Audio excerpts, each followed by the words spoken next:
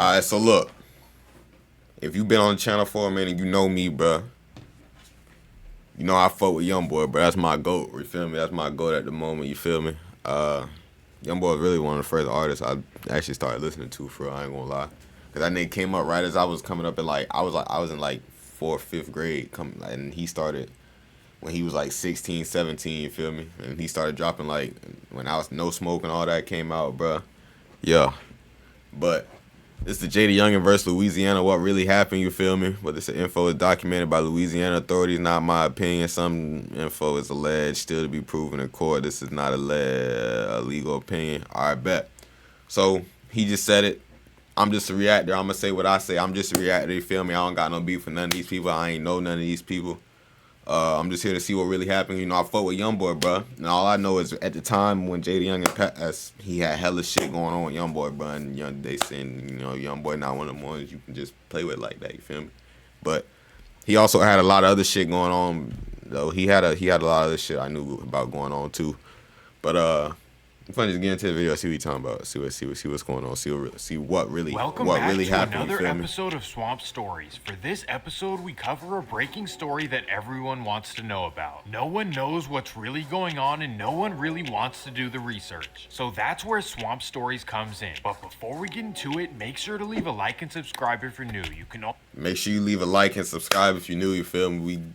We come, you feel me? We driving this bitch, bro. You feel me? Gas, you know, foot on the gas. No brakes, brace broke. You feel me? You feel me? Also follow the Instagram page as well. Go do that too. Go follow my Instagram and shit like that. Yeah. In Baton Rouge, both of which are not really that big, but for Louisiana standards, they're like New York. And by now, we all know that they're in the top 5 worst cities every year. Whether it was Cash Money, No Limit, Lil Wayne, YoungBoy, Fredo, Boosie, and many more, Louisiana has had a huge presence in the culture. Look at that, bro. Look. Fredo, Boosie, and many more, Louisiana. How many bodies y'all think out there? How many bodies y'all think out there? Put in the comments, bro. Cause that's the thing, bro. Like, this, bro. I ain't saying shit. Has had a huge presence in the culture. However, outside of New Orleans and Baton Rouge, there's not much going on. In fact, I'm pretty sure that nobody has ever paid attention to the rest of the state. And honestly, there's good reason for that, because outside of the 2 cities, there is absolutely nothing going on. And with all that being said, this story takes place in the middle of Nothingville, so let me break it down. The North Shore of Louisiana is located about an hour north of New Orleans, across the world's longest bridge. I'm not even kidding. In order to get to the North Shore, you have to cross a 24-mile bridge. That's how hard it is to get to this area. Well, once you finally touch land in the North Shore, all you see is trailer parks and probably some Reagan Bush 84 flags. But then you continue north about 30 minutes and end up in a small town called Bogalusa, Louisiana. The small town of 11,000. So this shit really in the middle of nowhere, basically, bro. Like, this shit nowhere near the city, I don't think. Unless if you keep going through this, you get to the city, but shit. Is known for, well, nothing. The average resident makes $19,000 a year, with Walmart being the biggest employer, and the average home sells for just $92,000. So it's safe to say that Bogalusa is far from being well off. And the only time that someone ever thinks of Bogalusa is when they're on their way to Mississippi. But just because the area if you keep going through it, you get to the city, but does not mean that it can't get damn. So in this video, how much further you gotta go, bro? I'm gonna break down all the madness on the North Shore, and of course how it all resulted in the recent news. But before we get into it, let me run the intro. Yeah.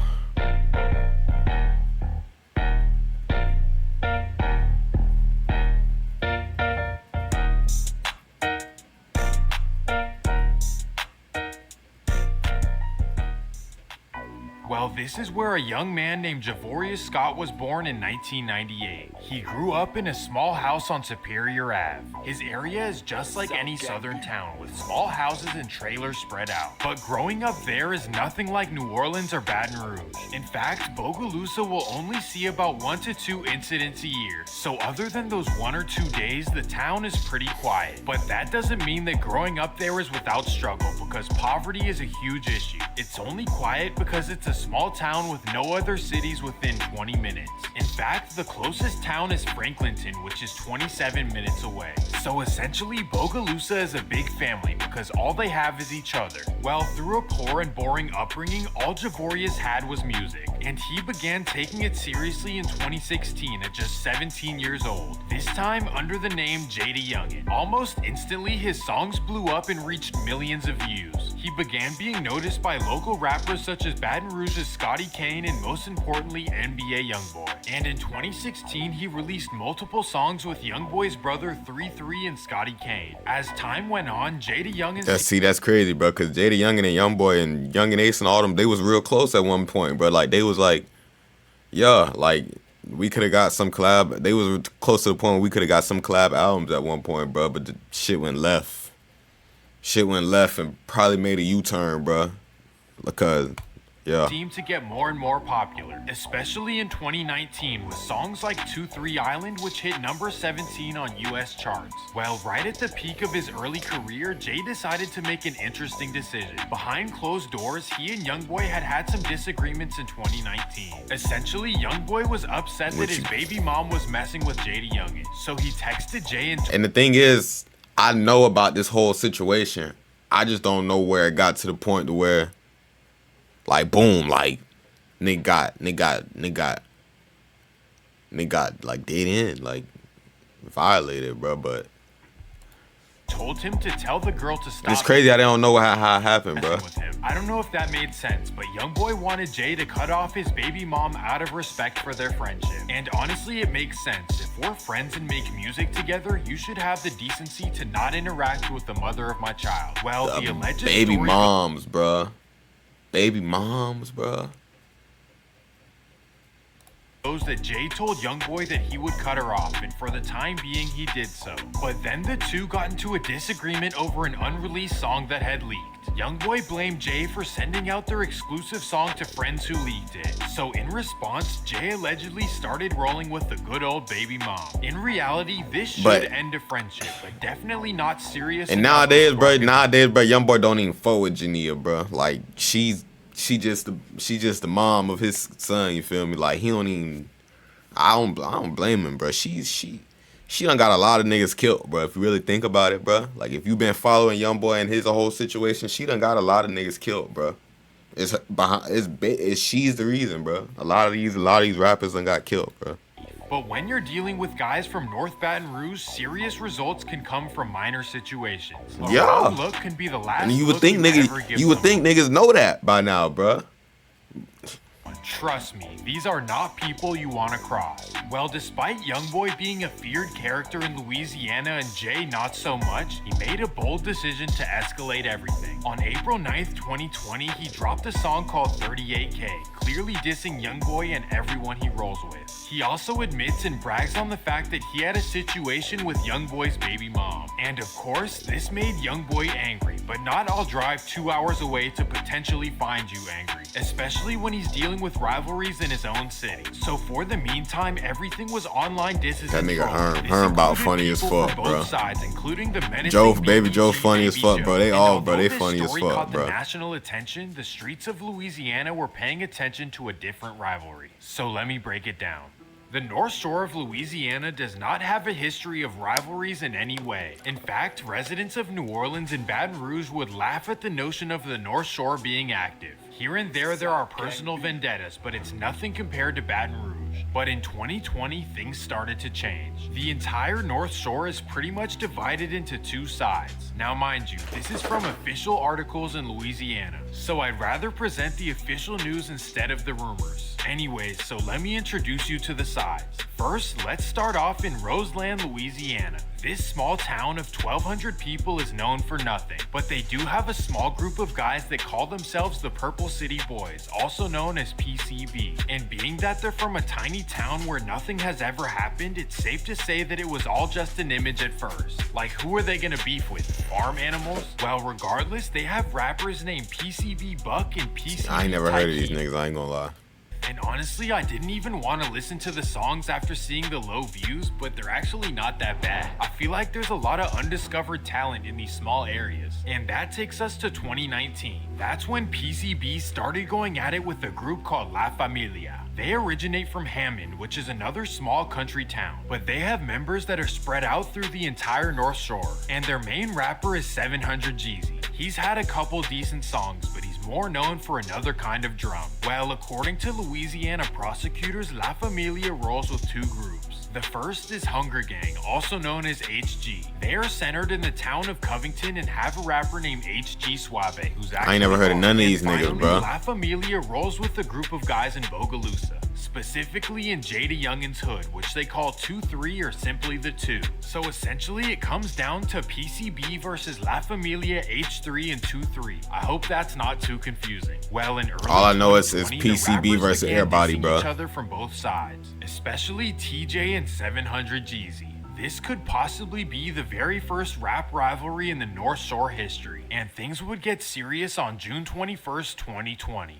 The Roseland community decide to host a Father's Day gathering in rural Amit City, and there of course is all of PCB, but most importantly Ty Keith. Well, everyone is riding horses through the field, which is a Father's Day tradition. But little do they know, La Familia is watching them the entire time. GG. Specifically 700 Jeezy, whose real name is Jaylon Mitchell. So 700 Jeezy waits for his best opportunity. At 3 p.m., everyone starts to leave, and that's when Ty Keith starts walking to his car. That's when 700 Jeezy approaches. Okay.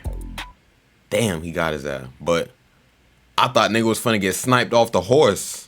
Shit, I thought that, boy, imagine, boy, that shit would leave them niggas traumatized, bro. Because Jaylon Mitchell was now a wanted man. However, he would go on the run for 2 months, and in the meantime, PCB Buck would record a music video dedicated to Ty Keith. And the next day, 700 Jeezy would record a video as well. On August 6, 2020, prosecutors say that 700 Jeezy and JayDaYoungan recorded a music video together in Hammond. And after this, the two hung out for the entire weekend. And that takes us to August 8th, 2020. PCB decides to throw a large birthday bash in Roseland. Oh my God. At the birthday, friends and family ride horses around the field. But once again, 700 Jeezy is right there waiting. But this time, he runs out of patience and makes a wild decision. Bam! Unfortunately, a mother from Baton Rouge did not make it. And right after this, 700 Jeezy drove out to Houston to hide out. And here is where things get interesting. Prosecutors claim that JayDaYoungan helped Jeezy. This nigga's a crash out, bruh. JayDaYoungan had a whole bunch of shit going on behind doors, so ain't no telling who killed this nigga, bruh. And the people he beat, bro. Baton Rouge did not make it. And right after this, 700 people he beat with, drove bro. out to Houston to hide out. And here is where things get interesting. Prosecutors claim that JayDaYoungan helped Jeezy leave the scene and eventually head to Texas. And in Louisiana, this is a serious crime. Well, in defense, Jay claimed that he knew nothing about what Jeezy had done and was just doing him a favor. Either way, Texas authorities would get Jeezy after a What was I saying, bro? What part was that? What was they talking about, bro? Jeezy leave the scene and eventually head to Texas. And in Louisiana, this is a serious Oh, yeah. crime. Well, I think in JayDaYoungan defense, helped Jay dude get claimed away. that he knew nothing about what Jeezy had done and was just doing him a favor. Either way, Texas authorities would get Jeezy after a chase down I-10. And after his arrest, more would come, including 6 La Familia members and of course JayDaYoungan. He was formally charged with being an accessory to the events on August 8th. Authorities said that he's a part of La Familia and he rivals with PCB. And right before JayDaYoungan died, but then he went to jail, got out, went back to jail, got out, and then died. Pretty sure cause like some shit happened. Louisiana, they do not play. You will get a long sentence for minor things. Thankfully though, the evidence against Jay wasn't very strong and his defense team was well paid. So eventually his lawyer successfully had his charges reduced. However, he would be in jail for quite some time. And during this time, there were a few incidents back home. This includes the July 21st passing of a rival nicknamed 10, not to be confused with NBA 10. Well, finally on June 17th, 2022, Jay was released from Tangipahoa a parish. Here's how it worked out. Under an agreement, he paid $5,500 in fines and a 1-year supervised release. After a year of no music, fans were excited for some new songs. And instead of going back to Georgia, he had to stay in the parish due to the supervised release. And that takes us to July 27th, 2022. Yeah, that's already know where this is going, bro. They know you can't leave the city, bro, and they know where you... GG's. At his grandma's house on Superior Ave. Just like any other day, he's outside with his friends and family showing off his blue Corvette. Well, after posting his location on social media, the rivals knew where to get him. 5:45 p.m. Jay is outside with his dad and younger brother, and that's when a car pulls up. Bam!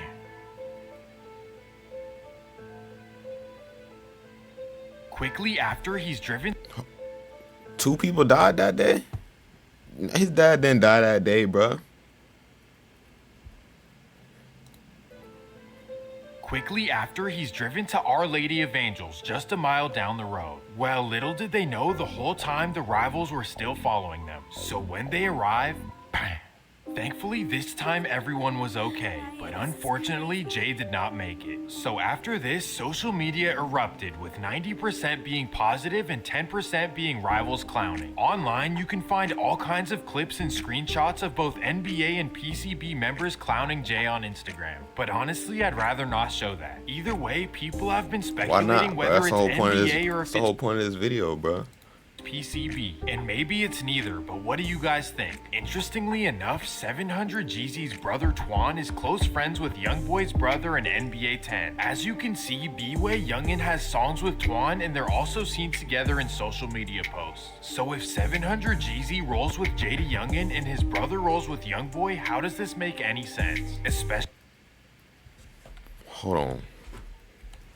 Let's want to just take that back, because he be with B-Way. But what do you guys think? Interestingly enough, 700 Jeezy's brother Twan is close friends with YoungBoy's brother in NBA 10. As you can see, JayDaYoungan has songs with Twan, and they're also seen together in social media posts. So if 700 Jeezy rolls with JayDaYoungan and his brother rolls with YoungBoy, how does this make any sense? Especially... Shit, I don't mean nothing. Hold on, nah, I don't mean shit, bro. His brother could have went a whole different way, bro. They could have been out for each other's neck the whole time. Ain't nobody knew, bro. Especially because YoungBoy's side has been clowning. They could have been wanting to kill each other. Could there be something fishy going on, like a backdoor activity, or is this just the nature of the streets? Simply put, it was I ain't finna say no. All a big mess. I'm just that's gonna do it for this episode of Swamp Stories. If you guys enjoyed the video, make sure to leave a like and subscribe. Make sure you do that, yeah. Peace. On mine, no, not that. On mine. Make sure you do that on mine. They're from a tiny town where nothing... I don't know. It seemed like a lot of people was out to get JayDaYoungan, bro. That's why I don't know, like... That's probably why nobody know what happened, bro. They said they can point that shit at like 5 different people, bro, but... Yeah. But... I don't really got too much more to say, bro. If I'm gonna get up out of here, bro. Hell no.